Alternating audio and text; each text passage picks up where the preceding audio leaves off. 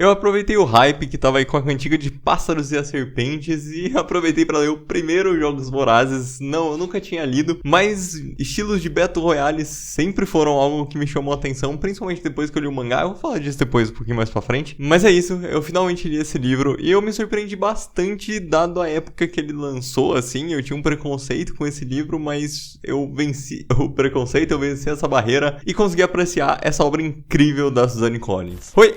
Eu sou o Grinsauro, e se você não conhece, por algum motivo você estava morando numa caverna nos últimos 5 anos e nunca ouviu falar do gênero Battle Royale, que é exatamente no que esse livro se baseia para escrever toda essa história. O Battle Royale, ele nada mais é do que um gênero, um estilo, não sei muito bem se narrativo, mas um estilo de... realmente não sei como definir, mas a gente pode ver ele em muitas coisas, como por exemplo que teve aí sucesso, né, mais recente, o Fortnite, que vem dominando basicamente o campo dos jogos nesse estilo, mas teve também o Call of Duty, Modern Warfare lá, que tem a arena e tudo mais. Basicamente todos eles se baseavam, né, e se basearam num mangá que é chamado exatamente Battle Royale. Então ele é o primeiro aí que trouxe essa ideia de você ter uma arena e os jogadores terem que se eliminar. Então se você quer saber um pouco mais sobre a história original, eu pretendo trazer aqui no canal. Tem um livro que é exatamente o livro Battle Royale e tem também o mangá que é o original mesmo, né, que traz essa história, tem que, enfim, se eliminar pra um deles sair vivo. Então, geralmente,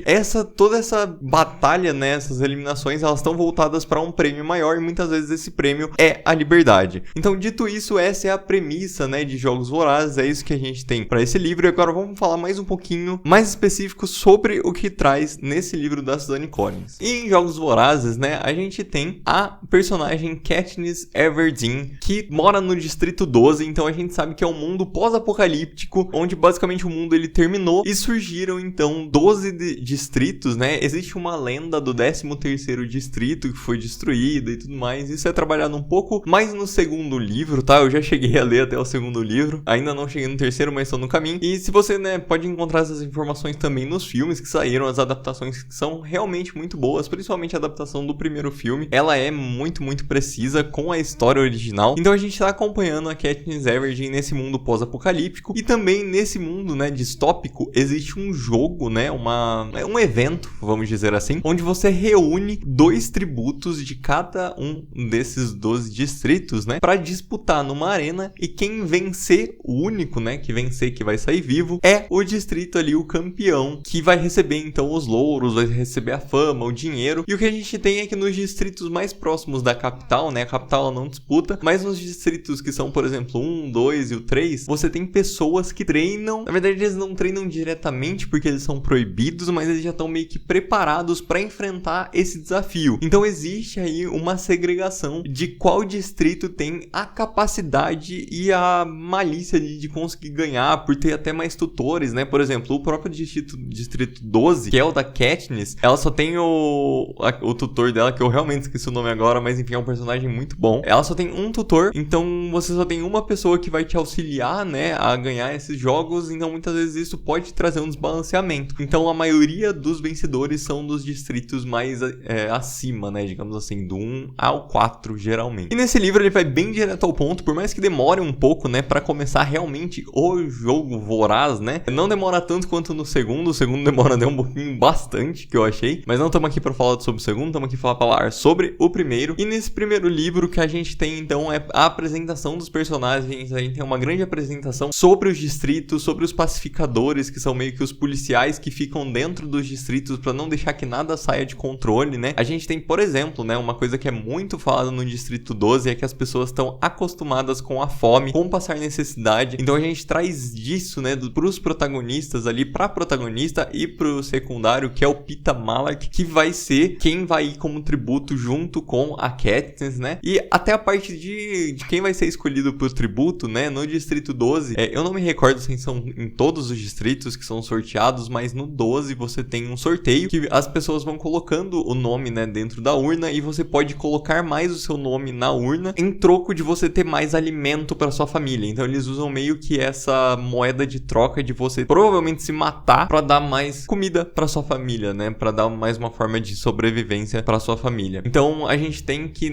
na história da Katniss, ela passa todos os anos da vida dela colocando o nome dela dela a mais na urna e deixando a irmã dela segura, digamos assim, né? Porque a probabilidade da Prim, que é a irmã dela, ser escolhida é uma probabilidade muito baixa. Porém, obviamente, né, como tudo tem que dar errado pro protagonista, naquele ano em específico em que o livro se passa, a Prim é escolhida. E então a Katniss, ela se coloca como voluntária pra ir no lugar da Prim. E aí é a primeira grande coisa que a gente tem, porque a gente já começa a criar o personagem em cima da Katniss, que é aquela que se doou pela irmã. E a gente já começa toda essa fantasia em torno dela, né? Ela já aparece como uma pessoa muito forte, tanto pra capital quanto pros outros distritos, né? Porque tudo isso é televisionado e tudo mais. E o que acontece é que até antes, né, de começar os Jogos Vorazes, você tem uma série de entrevistas, uma série de treinos, uma série de eventos pra você poder exaltar os distritos e exaltar cada participante de cada distrito para que eles consigam vantagens dentro do próprio jogo. Então é aí que surge a ideia de a galera pegar e colocar a Katniss e o Peeta num pedestal. E é bem difícil aqui colocar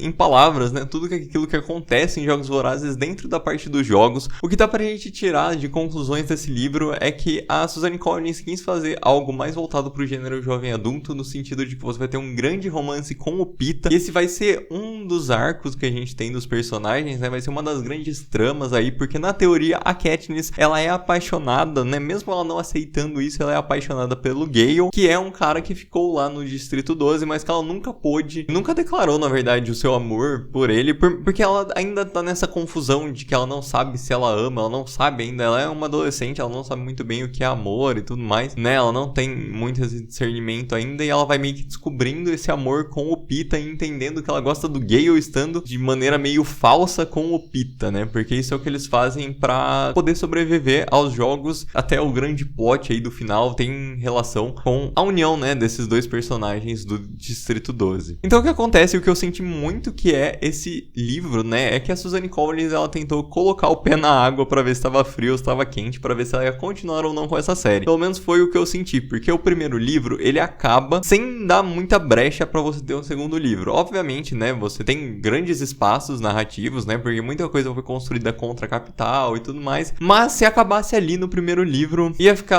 elas por elas, não ia ter tanto problema, diferente do segundo livro, que o final dele é basicamente pedindo e implorando pra que tenha uma continuação. Então esse primeiro eu sinto que ele é uma história bem mais fechada e uma história muito de construção de cada personagem não, porque muitos deles acabam sendo eliminados ao longo do livro, né, mas você tem a construção então dessa dupla que é da Katniss, do Peeta e até do treinador deles, que vai auxiliando eles dentro ali dos jogos, né. É bem triste a parte que a gente tem de não poder aproveitar muitos personagens, porque você sabe que eles vão ser eliminados. Tem muito personagem ali dentro dos outros distritos que tá, como por exemplo a Rue, que é ou Rui, enfim, é Rue. Ela tem um grande papel de aliada com a Katniss, né, no Distrito 7. É bem legal porque ela é uma pessoa muito incrível, ela é um personagem muito divertido, mas você infelizmente não consegue acompanhar, né. É uma coisa que você já imagina quando você tá lendo. Eu acho que é um livro muito sobre você refletir exatamente sobre a brevidade das coisas. Dá pra ter muitas reflexões dentro desse livro se você quiser. Também dá pra você não ter reflexão nenhuma se você não quiser. É só uma história muito legal. Em particular, eu vou falar que eu sou muito fã desse tipo de desafio, né? Não necessariamente Battle Royale, mas esses desafios que geralmente você vai tendo várias provas e as pessoas vão sendo eliminadas e tudo mais. Mas falando então um pouco mais sobre o livro, né? Vou confessar que eu fiquei muito encantado com todo esse mundo que a Suzanne Collins criou, né? Principalmente com essa questão desse mistério do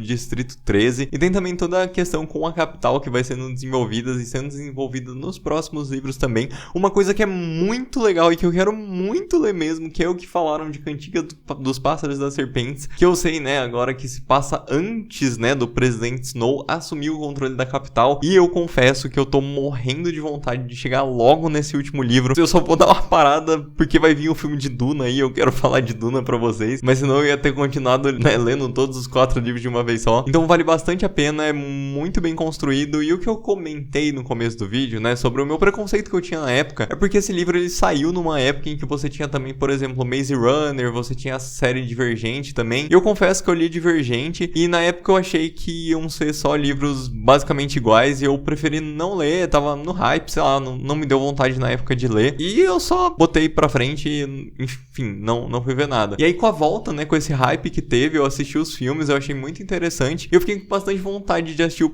último filme, né, que teve, mas eu quis quis me segurar pra ler antes os livros pra ver se tinha alguma coisa a mais na história, né? Se tinha algum desenvolvimento diferente, algum personagem diferente. E tô me surpreendendo bastante, por mais que o primeiro livro ele seja extremamente fiel a tudo que acontece. Uma coisa ou outra, óbvio que é um pouco diferente por conta de, né, do jeito como você conta a história. Uma coisa é um livro, outra coisa é um filme. Mas o segundo livro me surpreendeu bastante por ter algumas diferenças ali que eu vou comentar em um vídeo mais pra frente aí. Podem esperar que vai ter sim. Mas não é isso que eu queria falar pra vocês hoje. É um livro que vale muito a pena você pegar pra ler, principalmente se você gosta desse gênero jovem adulto. Ele é um jovem adulto que, diferente do que eu já critiquei aqui em alguns vídeos passados, ele não leva essa carga padrão, né, que a gente tem, do foco totalmente no romance. O romance, na verdade, ele é bem construído pra que ele seja parte da história. Então vale bastante a pena você dar uma olhada. Ele é um livro bem leve, um livro bem rápido. E se você gostou desse vídeo, não se esquece de deixar o like e de se inscrever no canal também, se você quiser acompanhar mais coisas sobre o mundo da literatura. E é isso, um abraço e até a próxima.